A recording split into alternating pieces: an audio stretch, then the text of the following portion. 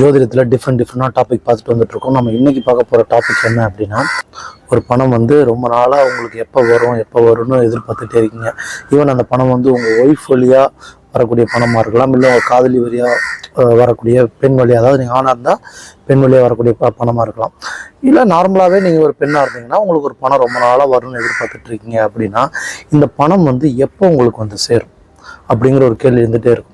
So ஒரு சொத்து விற்ற பணமாக இருக்கலாம், இல்லை நீங்கள் ஒருத்தவங்கள்ட்ட கொடுத்த பணமாக இருக்கலாம், இல்லை ஒரு பிஸ்னஸில் பண்ணி ஒரு ப்ராஃபிட்டு வர வேண்டிய பணம் டிலே ஆகிக்கிட்டே இருக்கலாம். ப்ராஃபிட் வந்திருக்கும் ஆனால் உங்களுக்கு கைக்கு வர இந்த பணம் இந்த மாதிரி ரொம்ப நாளாக எதிர்பார்த்துட்டு இருக்க பணம் உங்களுக்கு எப்போ வரும் அப்படிங்கிற ஒரு கேள்வி உங்களுக்கு, என்னடா ஏதாவது பணம் வந்தால் தான் பண்ண முடியும் அப்படிங்கிற ஒரு கன்ஃபியூஷன் உங்களுக்கு இருந்துக்கிட்டே இருக்கும்ல. இதை எப்படி கண்டுபிடிக்கிறது அப்படின்னா, அதாவது கரண்ட் பிளானட்டரி பொசிஷன்ஸ் சிம்ம ராசியில் சூரியன் இருக்குது.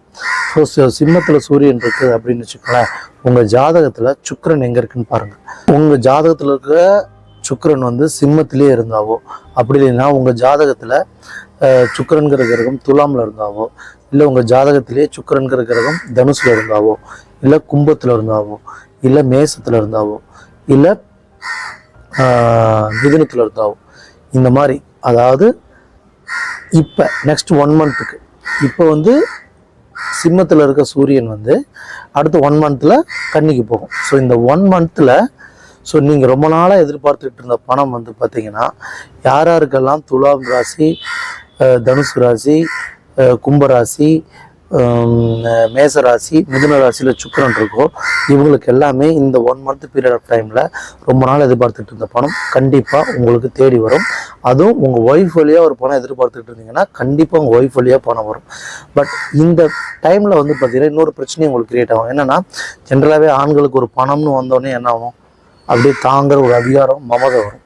ஸோ அப்போ உங்கள் வீட்டில் உங்கள் ஒய்ஃப் பேச்சை கேட்காம நீங்கள் உங்கள் ஒய்ஃப் சில இந்த பணத்தை வச்சு இதை பண்ணுங்கன்னு சொல்லுவாங்க. ஆனால் நீங்கள் அதை வச்சு இல்லை நான் சொல்கிறதா இந்த விஷயங்கள் தான் பண்ணணும் அப்படின்னு உங்களுக்கு சில ஐடியா தோணும். இதனால பார்த்தீங்கன்னா இந்த பீரியட் ஆஃப் இந்த 1 மந்த் ஆஃப் டைமில் நீங்கள் எதிர்பார்த்த பணமும் கிடைக்கும். பட் நீங்கள் ஒரு மேரேஜ் லைஃப்பில் இருந்தீங்கன்னா உங்களுக்கு ஒய்ஃப் கூட ஒரு சண்டையும் ஏற்படும். கண்டிப்பாக இது இப்போ நெக்ஸ்ட் 1 மந்த்துக்குள்ளே யாருக்கெல்லாம் நான் சொன்ன இடத்துல சுக்கிரன் இருக்கோ இவங்க எல்லாத்துக்குமே இந்த விஷயம் நடக்குதான்னு பார்த்துட்டு நீங்கள் கமெண்ட் பண்ணுங்கள். தேங்க்யூ.